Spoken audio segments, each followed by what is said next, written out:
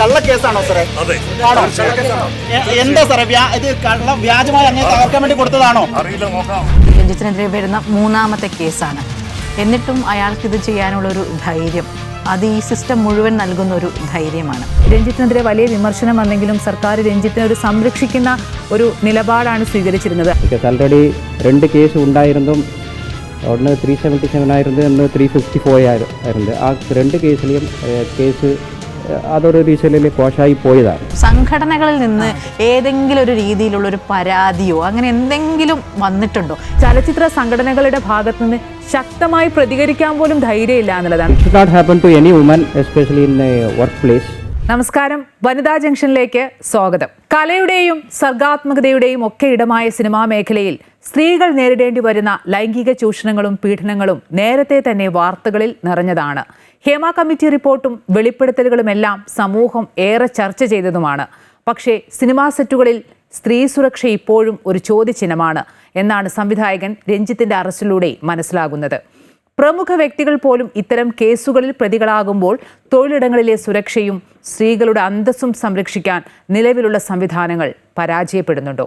ഈ വിഷയമാണ് ഇന്ന് വനിതാ ജംഗ്ഷൻ പരിശോധിക്കുന്നത്.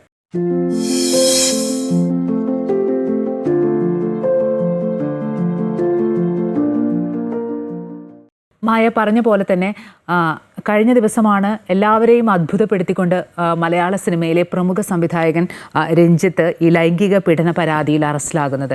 നമുക്കറിയാം, നമ്മളിപ്പോൾ ഈ തുടക്കത്തിൽ സൂചിപ്പിച്ച പോലെ തന്നെ ഈ ഹേമ കമ്മിറ്റി റിപ്പോർട്ട്, അതുമായി ബന്ധപ്പെട്ട കോലാഹലങ്ങളൊക്കെ ഏറെ ചർച്ച ചെയ്യപ്പെട്ടതാണ്. ഹേമ കമ്മിറ്റിയുമായി ബന്ധപ്പെട്ട് തന്നെ ഈ സിനിമാ മേഖലകളിൽ ഒരു പുതിയ നയം വരുന്നു.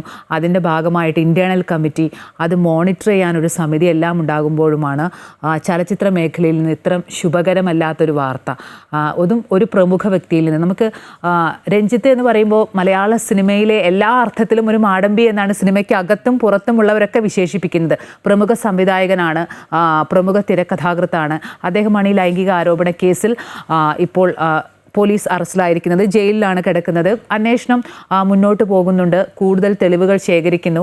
ആ രീതിയിലൊക്കെ അന്വേഷണം മുന്നോട്ട് പോകുമ്പോഴും എന്തുകൊണ്ട് ഇത്തരം നടപടികൾ വീണ്ടും വീണ്ടും ഈ ചലച്ചിത്ര മേഖലയിൽ നിന്നുണ്ടാകുന്നു എന്നതാണ് പ്രധാനപ്പെട്ട കാര്യം. ഇപ്പം രഞ്ജിത്തിനെ കുറിച്ച് പറയുകയാണെങ്കിൽ നമുക്കറിയാം, ഇതിനു മുമ്പ് 2 പീഡന പരാതി വന്നിട്ടുണ്ട്. ഒന്ന് 15 വർഷങ്ങൾക്ക് മുമ്പ് ഒരു നടി ഇതുപോലെ ഒരു ദുരനുഭവം രഞ്ജിത്തിൽ നിന്നുണ്ടാകുന്നു എന്ന് പറയുന്നു. അതും രഞ്ജിത്തിൻ്റെ സിനിമയുമായി ബന്ധപ്പെട്ട് തന്നെയാണ്. പിന്നീട് കോഴിക്കോട് ഒരു യുവാവും ഒരു പരാതി ഉന്നയിച്ചു. എന്നിട്ടും ആ ആൾക്ക് എങ്ങനെയാണ് ഇങ്ങനെയും വീണ്ടും ഒരു പ്രവൃത്തി ചെയ്യാൻ കഴിയുക എന്നുള്ളതാണല്ലോ ഒരു പ്രധാനപ്പെട്ട ചോദ്യം. തീർച്ചയായും ഈ അമ്പിളി സൂചിപ്പിച്ചതുപോലെ തന്നെ ഇത് രഞ്ജിത്തിനെതിരെ വരുന്ന മൂന്നാമത്തെ കേസാണ്. എന്നിട്ടും അയാൾക്കിത് ചെയ്യാനുള്ളൊരു ധൈര്യം, അത് ഈ സിസ്റ്റം മുഴുവൻ നൽകുന്ന ഒരു ധൈര്യമാണ്. നേരത്തെ രജിസ്റ്റർ ചെയ്ത 2 കേസുകളും ഒന്ന് കാലതാമസം പറഞ്ഞ് കോടതി റദ്ദാക്കി. സമാനമായിരുന്നു മറ്റേ കോഴിക്കോട് യുവാവ് നൽകിയ പരാതിയും തെളിവുകളില്ല. ബംഗാളി നടിയുടേതാണെങ്കിൽ കാലതാമസമായിരുന്നു പറഞ്ഞിരുന്നത്. ആ കാരണങ്ങൾ കൊണ്ടാണ് നേരത്തെയുള്ള 2 കേസുകളും റദ്ദായി പോയത്. പിന്നെ ഇത്തരത്തിലുള്ള ലൈംഗിക പീഡനങ്ങളും ഒക്കെ ഈ രഞ്ജിത്തിൻ്റെ കേസ് നടക്കാനായ സാഹചര്യം എല്ലാവർക്കും അറിയുന്നതാണ്. അദ്ദേഹത്തിൻ്റെ പുതിയ സിനിമ 7 വർഷത്തിന് ശേഷമാണ് അദ്ദേഹം ഒരു ഫീച്ചർ ഫിലിമുമായി ബന്ധപ്പെട്ടിട്ട് സജീവമാകുന്നത്. മുഴുനീളൊരു എൻ്റർടൈനർ എന്നുള്ള നിലയിൽ ആ ഒരു സിനിമയായി അദ്ദേഹം സജീവമാകാൻ പോകുന്നതിനിടയിലാണ് ഇത്തരത്തിലുള്ള സംഭവ വികാസങ്ങളൊക്കെ ഉണ്ടാകുന്നത്. കാരവാനിൽ വെച്ച് ആ ഒരു യുവ നടിക്ക് അദ്ദേഹം അപമര്യാദയായി പെരുമാറി. ആ യുവതി ഇറങ്ങി സെറ്റിലേക്ക് ഓടി അവിടെ കരയുകയാണ് ചെയ്തത്. അപ്പോൾ സെറ്റിലുള്ള എല്ലാവർക്കും ഇത് അറിയാമായിരുന്നു. അപ്പോൾ ആ കുട്ടിയെ അവരെല്ലാവരും കൂടി ആശ്വസിപ്പിച്ച് തിരിച്ചയച്ചു. പിന്നെ ഈ കുട്ടി കൗൺസിലിംഗ് ഒക്കെ ചെയ്തിട്ടാണ് പിന്നീട് ഒരു ജീവിതത്തിലേക്കൊക്കെ തിരിച്ചു വരുന്നതെന്നാണ് പോലീസ് തന്നെ പറയുന്നത്.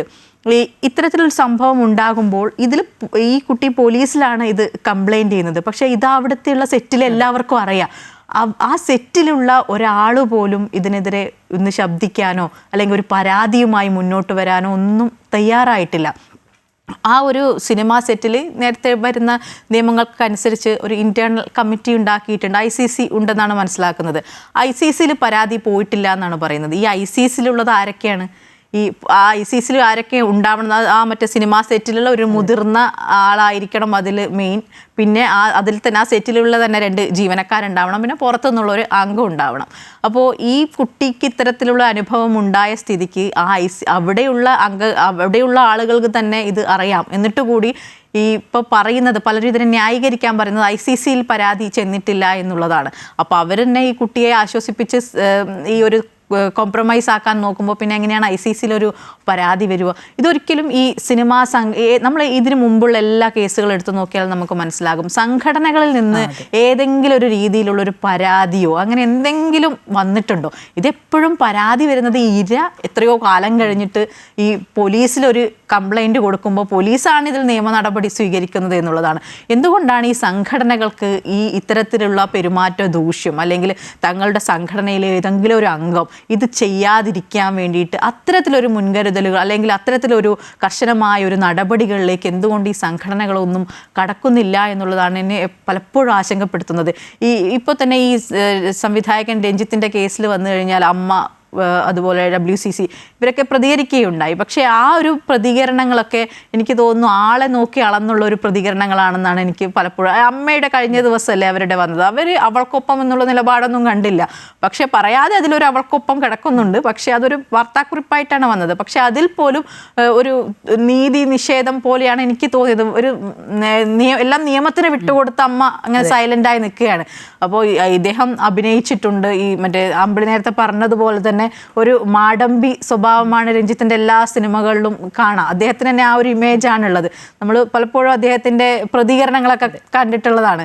ഈ എന്താണ് ഈ ഫിലിം ഫെസ്റ്റിവലിൻ്റെ സമയത്ത് അദ്ദേഹത്തിന് കൂവലൊക്കെ കിട്ടിയ സമയത്ത് അദ്ദേഹം പഴയ SFI പാരമ്പര്യമൊക്കെ പറഞ്ഞു. അപ്പോൾ ആ സമയത്തും അദ്ദേഹത്തിൻ്റെ ആ ഒരു ധാർഷ്ട്യവും ഒക്കെ നമ്മൾ കണ്ടിട്ടുള്ളതൊക്കെയാണ്.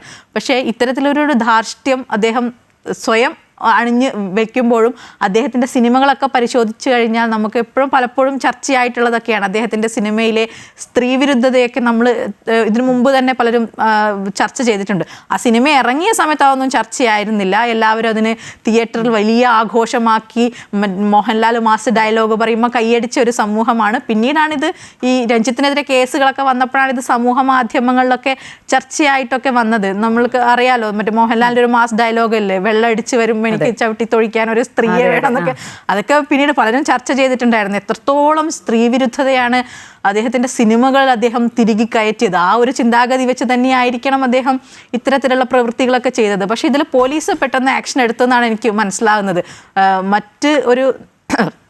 മറ്റെന്തെങ്കിലും നീക്കം അദ്ദേഹത്തിന് നടത്തുന്നതിന് മുൻപ് തന്നെ പോലീസ്, ഇപ്പോൾ താഴെത്തട്ടിലുള്ള പോലീസുകാർ പോലും അറിയാതെ തന്നെ ഈ അദ്ദേഹത്തെ പിടിച്ച് നിയമത്തിന് മുമ്പിൽ ഹാജരാക്കാൻ പറ്റി എന്നുള്ളതാണ്. നേരത്തെ ഈ PT കുഞ്ഞുമുഹമ്മദിൻ്റെ കേസ് വന്ന സമയത്ത് അദ്ദേഹം ഈ സെക്രട്ടേറിയറ്റിന് മുന്നിലുള്ള ഒരു ഹോട്ടലിൽ വെച്ചിട്ടാണ് യുവതിക്ക് ഈ സംവിധായിക ആശാച്ചി ജോസഫിന് അത്തരത്തിലൊരു ദുരനുഭവം ഉണ്ടാകുന്നത്. അവരത് പരാതി നേരെ മുഖ്യമന്ത്രിക്കാണ് കൊണ്ടുപോയി, മുഖ്യമന്ത്രിയുടെ ഓഫീസിലാണ് അത് കൊണ്ടുപോയി കൊടുക്കുന്നത്. പക്ഷേ അത് അവിടെ കുറേ ദിവസം അങ്ങനെ തന്നെ ഇരുന്നു. അതിലൊരു നടപടിയൊന്നും ഉണ്ടായിട്ടില്ല. പിന്നെ മാധ്യമങ്ങളിൽ ആശാച്ചി തുറന്നു പറയുകയാണ്. പല മാധ്യമങ്ങളിൽ അവരുടെ ഇൻ്റർവ്യൂ ഒക്കെ വന്നതിന് ശേഷമാണ് അതിലൊരു നടപടിയൊക്കെ ഉണ്ടാകുന്നത്. പക്ഷെ ആ ഒരു കാലതാമസവും ഒന്നും ഈ ഒരു കേസിലുണ്ടായത്. പക്ഷേ അതിലെ എന്ത് സാഹചര്യമാണ് അതിലേക്ക് നീങ്ങിയതെന്നറിയില്ല. ഒരുപക്ഷെ പോലീസ് ഉൾപ്പെടെ സ്വതന്ത്രമായി പ്രവർത്തിച്ച് എന്തായാലും ഈ ഒരു നടപടിയിലേക്ക്, രഞ്ജിത്തിൻ്റെ അറസ്റ്റിലേക്കൊപ്പം അദ്ദേഹം ജയിലിലാവുന്ന ഒരു സാഹചര്യത്തിലേക്ക് എത്തിച്ചു എന്ന് പറയുമ്പോൾ അത് പോലീസ് പെട്ടെന്ന് ഇടപെട്ടു എന്നാണ് മനസ്സിലാക്കുന്നത്. ഇതിലേക്ക് വരുമ്പോൾ ഈ രഞ്ജിത്തിൻ്റെ കേസിലുണ്ട്, നമ്മളിപ്പോൾ നേരത്തെ പറഞ്ഞപ്പോൾ തന്നെ 2 കേസുകളുണ്ടായിരുന്നു. ഈ 2 കേസിലും നിയമത്തിൻ്റെ പരിരക്ഷ ഒരുക്കാൻ ഒരു പക്ഷേ സർക്കാരിൻ്റെ ഒരു സൗകര്യം പുള്ളിക്ക് നേരത്തെ ലഭിച്ചിട്ടുണ്ടായിരുന്നു. ഈ നടിയുടെ കേസായാലും അല്ലെങ്കിൽ കോഴിക്കോട്, ഇപ്പോൾ മായ പറഞ്ഞപ്പോൾ തന്നെ കോഴിക്കോട് ആ യുവാവിൻ്റെ കേസൊക്കെ ആണെങ്കിലും ഒരു മുൻകൂർ ജാമ്യം 2 കേസുകളിലും കിട്ടി. അപ്പോൾ ആ രീതിയിൽ സർക്കാർ ഒരു രഞ്ജിത്തിനെതിരെ വലിയ വിമർശനം വന്നെങ്കിലും സർക്കാർ രഞ്ജിത്തിനെ ഒരു സംരക്ഷിക്കുന്ന ഒരു നിലപാടാണ് സ്വീകരിച്ചിരുന്നത്. ആ രീതിയിലുള്ള, അതായത് നിയമത്തിൻ്റെ ഒരു പരിരക്ഷ അല്ലെങ്കിൽ നിയമസഹായം കിട്ടാനുള്ള സാഹചര്യങ്ങളൊക്കെ ഒരുക്കിയിട്ടുണ്ടായിരുന്നു. ഇതിപ്പം ഒരു തെരഞ്ഞെടുപ്പ് പശ്ചാത്തലമാണ്. അതുകൊണ്ട് തന്നെ സർക്കാരിന് ഇതിൽ എത്രത്തോളം റോൾ ഉണ്ടെന്ന് പറയാൻ സാധിക്കില്ല. പക്ഷേ എടുത്തു പറയേണ്ട കാര്യം അന്വേഷണ സംഘത്തിൻ്റെ നീക്കം തന്നെയായിരുന്നു. അതിൽ ആ 2 പ്രധാനപ്പെട്ട ഉദ്യോഗസ്ഥരും ഈ കേസുമായി ബന്ധപ്പെട്ട് ആദ്യം പ്രതികരിച്ചത് വലിയ ഷാർപ്പായിട്ടുള്ള ഒരു ഇടപെടൽ അവരുടെ ഭാഗത്തു നിന്നുണ്ടായി എന്നുള്ളതാണ്. പ്രത്യേകിച്ച് രഞ്ജിത്തിനെതിരെ എല്ലാ പ്രാഥമിക തെളിവുകളും ഉണ്ട് എന്ന് കണ്ടെത്തുന്നു. അതുപോലെ തന്നെ ഈ കുട്ടി വളരെ ചെറിയ പ്രായം കുറഞ്ഞൊരു കുട്ടി എന്നാണ് മനസ്സിലാക്കുന്നത്. വലിയൊരു ട്രോമയിലൂടെ കടന്നുപോയി. പ്രത്യേകിച്ച് ഇത്തരം ദുരനുഭവം തുറന്നു പറയുക എന്നുള്ളത് അത്ര എളുപ്പമുള്ളൊരു കാര്യമല്ല. പക്ഷേ ആ കുട്ടി, ഇത് ജനുവരിയിൽ നടന്ന സംഭവമാണ്. പിന്നീട് ഇതിൽ നിന്നെല്ലാം ഓവർകം ചെയ്ത് വന്ന ശേഷം ആണിത് തുറന്നു പറയുന്നത്. DGPക്കും അതുപോലെ തന്നെ ഈ Hema committee report Hema committee റിപ്പോർട്ടിൻ്റെ ഭാഗമായിട്ടുള്ള ഒരു SITക്കുമാണ് പരാതി കൊടുത്തതെന്നാണ് മനസ്സിലാക്കുന്നത്.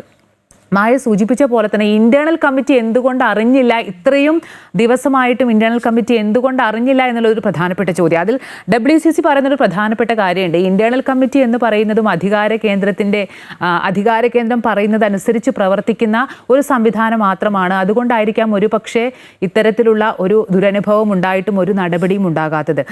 മറ്റൊരു പ്രധാനപ്പെട്ട കാര്യം എന്ന് പറയുന്നത് എന്തുകൊണ്ട് വീണ്ടും വീണ്ടും ഇത് ഇങ്ങനെ ചെയ്യാനുള്ളൊരു ധൈര്യം എന്നുള്ളത് അധികാര കേന്ദ്രത്തിൽ തണൽ എപ്പോഴെങ്കിലും കിട്ടിയിട്ടുണ്ടാകാം, അല്ലെങ്കിൽ ഇനിയും കിട്ടുമെന്നുള്ളൊരു ഉറച്ച വിശ്വാസം കൊണ്ട് തന്നെ ആയിരിക്കാം. പക്ഷേ രഞ്ജിത്തിൻ്റെ അനുഭവം എല്ലാവർക്കും അല്ലെങ്കിൽ രഞ്ജിത്ത് ഇപ്പം നേരിട്ട ഒരു അനുഭവം എല്ലാവർക്കും ഒരു പാഠമാകണമെന്നുള്ളത് ഉള്ള കാര്യം ഉറപ്പാണ്. കാരണം പ്രത്യേകിച്ച് ഈ സിനിമ എന്ന് പറയുന്നത് നമുക്കറിയാലോ, വളരെ ജനപ്രിയമായിട്ടുള്ള അല്ലെങ്കിൽ ജനകീയമായിട്ടുള്ളൊരു മാധ്യമമാണ്. പക്ഷേ അവിടെ സ്ത്രീകൾക്ക് സുരക്ഷ എന്നതിനപ്പുറത്തേക്ക് മായ നേരത്തെ സൂചിപ്പിച്ച പോലെ തന്നെ അന്തസ്സായി ജോലി ചെയ്യാനുള്ള ഒരു ഇടമല്ല എന്നുള്ളത് തന്നെയല്ലേ ഓരോ വാർത്തകളും ഇപ്പോഴും വരുന്നത്. പ്രത്യേകിച്ച് അത് അടക്കി വാഴുന്ന ആളുകളിൽ അല്ലെങ്കിൽ അതിലെ ഗുരുസ്ഥാനീയർ എന്ന് വിശ്വസിക്കുന്ന പലരും, അങ്ങനെയാണ് രഞ്ജിത്തിനെ പറയുന്നത്, ഗുരുസ്ഥാനീയർ എന്ന് വിശ്വസിക്കുന്ന ആളുകളിൽ നിന്ന് പോലും ഇത്തരത്തിലൊരു പ്രവണത ഉണ്ടാകും, അല്ലെങ്കിൽ ഇത്തരത്തിലൊരു പെരുമാറ്റം അവരുടെ ഭാഗത്തു നിന്നുണ്ടാകുമ്പോൾ തീർച്ചയായും അത് തന്നെയായിരിക്കും ആ കുട്ടിക്ക് വലിയൊരു ട്രോമ ഉണ്ടായിട്ടുണ്ടാവുക. കാരണം ഈ അന്വേഷണ ഉദ്യോഗസ്ഥന് ഉപയോഗിച്ച വാക്കുകൾ അങ്ങനെയാണ്. അതായത് ഗുരുസ്ഥാനിൽ എന്ന് കരുതുന്ന ആളിൽ നിന്ന് ഇങ്ങനെ ഒരു അനുഭവം ഉണ്ടായപ്പോൾ ഒരു ട്രോമയിലൂടെയാണ് ആ കുട്ടി കടന്നു പോയത് എന്നാണ്.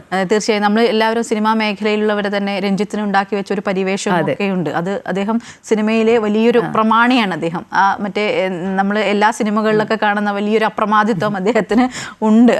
അപ്പോൾ സ്വാഭാവികമായിട്ടും അങ്ങനെ ഒരാളിൽ നിന്ന് ഇത്തരത്തിൽ ഒരു അനുഭവം പെട്ടെന്നുണ്ടാകുമ്പോൾ സ്വാഭാവികമായും ആരും ഒന്ന് തളർന്നു പോകും. അതുതന്നെയാണ് ആ കുട്ടിക്കും സംഭവിച്ചിട്ടുള്ളത്. ഇതിനു മുമ്പ് തന്നെ നമ്മൾ കണ്ടതാണല്ലോ, ഈ ഹേമ കമ്മിറ്റി വന്നപ്പോൾ എത്ര പരാതികൾ വന്നു.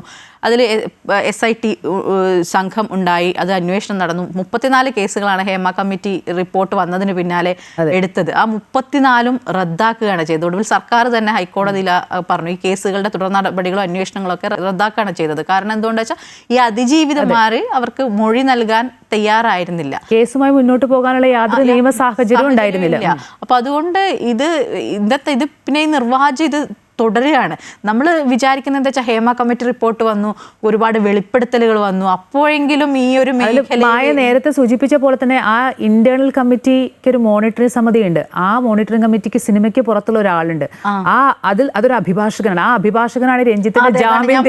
അതാണ് ഏറ്റവും പ്രധാനപ്പെട്ട കാര്യം. അത് തന്നെ. അപ്പോൾ അതാണ് നേരത്തെ പറഞ്ഞത്, ഈ ഇന്റേണൽ കമ്മിറ്റിയുടെ റോൾ എന്താണ് അപ്പോൾ ഇതിൽ ആ ഒരു സിനിമാ സെറ്റിൽ അല്ലെങ്കിൽ ഏത് സിനിമാ സെറ്റിലായിക്കോട്ടെ ഇത്തരത്തിൽ ഇന്റേണൽ കമ്മിറ്റി വെക്കുമ്പോൾ ഇതിലുള്ളവരൊക്കെ ഇവരുടെ ആളുകളാണ്. അപ്പോൾ പിന്നെ അവർക്ക് എന്തിനാണ് ഭയക്കേണ്ടത്?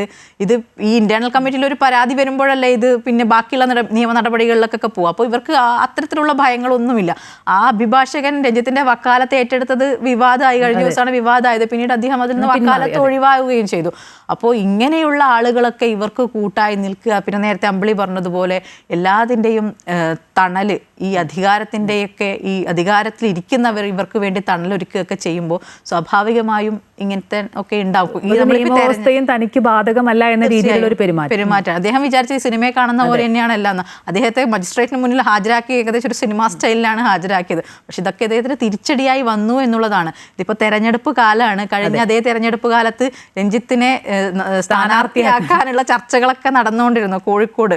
പക്ഷേ അത് പിന്നീടപ്പോൾ അത് ഉപേക്ഷിക്കുകയൊക്കെ ചെയ്യും. പക്ഷെ അദ്ദേഹത്തിന് എപ്പോഴും തീവ്രമായ ഒരു ഇടതുപക്ഷ അനുഭാവം എന്നുള്ളൊരു പരിവേഷം അദ്ദേഹത്തിന് എപ്പോഴും ഉണ്ട്. അതുകൊണ്ടാണല്ലോ ചലച്ചിത്ര അക്കാദമിയുടെ ചെയർമാൻ പോലും അദ്ദേഹത്തെ ആക്കിയത്. പക്ഷേ ഇപ്പോൾ തെരഞ്ഞെടുപ്പ് കാലമായി, അതുകൊണ്ട് പോലീസിനുള്ളിൽ വലിയ ഇടപെടലുകൾ കുറഞ്ഞതുകൊണ്ടാകാം ഒരു പക്ഷേ ഇത്തരത്തിൽ നടപടികളൊക്കെ പെട്ടെന്നുണ്ടായത് എന്നാണ് എനിക്ക് തോന്നുന്നത്. എന്തായാലും ഈ കേസുമായി ബന്ധപ്പെട്ട് അറസ്റ്റിനപ്പുറത്തേക്കൊരു നടപടി ഉണ്ടാവണം, എന്നെങ്കിലേ ഈ ഇത്തരത്തിൽ പരാതി ഉന്നയിച്ചു വരുന്ന അതിജീവിതമാർക്ക് നീതി ലഭിക്കുകയുള്ളൂ. അപ്പം തന്നെ സിനിമാ മേഖല എന്നല്ല, ഏത് ജനപ്രിയ മാധ്യമങ്ങളായാലും ഏത് മേഖലകളിലായാലും സ്ത്രീകൾക്ക് സുരക്ഷയോടുകൂടി തന്നെ അല്ലെങ്കിൽ അന്തസ്സോടുകൂടി ജോലി ചെയ്യാനുള്ള ഒരിടം ഉണ്ടാവുക എന്നുള്ളത് ഇത്തരം നിയമ നടപടികളും അല്ലെങ്കിൽ ഇതിന് തക്കതായ ശിക്ഷ ലഭിക്കുമ്പോൾ മാത്രമല്ല ഇത്തരത്തിൽ ദുരനുഭവങ്ങളുള്ള ഏത് സ്ത്രീകൾക്കായാലും പെൺകുട്ടികൾക്കായാലും തുറന്ന് പറയാൻ അല്ലെങ്കിൽ ഇനിയും പ്രതികരിക്കാനുള്ളൊരു ആർജവം ഉണ്ടാകണമെങ്കിൽ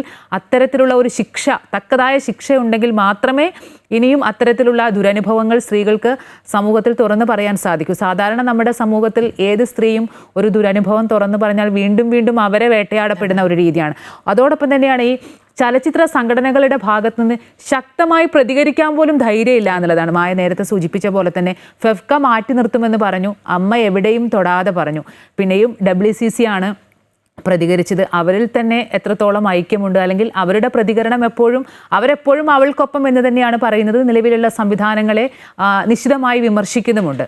പക്ഷേ എന്തായാലും സംഘടനകൾ ഈ വിഷയത്തിൽ നിന്നല്ല, ഏത് വിഷയത്തിലായാലും ചലച്ചിത്ര മേഖലകളിലെ സംഘടനകളുടെ പ്രതികരണമാണ് എപ്പോഴും നമ്മളെ ആശ്ചര്യപ്പെടുത്താറുള്ളതും, അല്ലെങ്കിൽ നമുക്ക് എപ്പോഴും, അല്ലെങ്കിൽ പൊതുസമൂഹത്തിനൊരു പരിഹാസമായി തോന്നാറുള്ളത് എപ്പോഴും ഇതുമായി ബന്ധപ്പെട്ടുള്ള അവരുടെ പ്രതികരണം തന്നെയാണ്.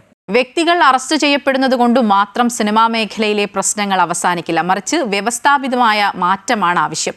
സിനിമയെ ഒരു പ്രൊഫഷണൽ തൊഴിലിടമായി കണ്ട് അവിടെ സ്ത്രീകൾക്ക് നിർഭയമായി ജോലി ചെയ്യാനുള്ള സാഹചര്യം ഒരുക്കാൻ നിയമ സംവിധാനങ്ങൾ, ഒപ്പം സിനിമാ സംഘടനകൾക്ക് കൂടി ഉത്തരവാദിത്തമുണ്ട്.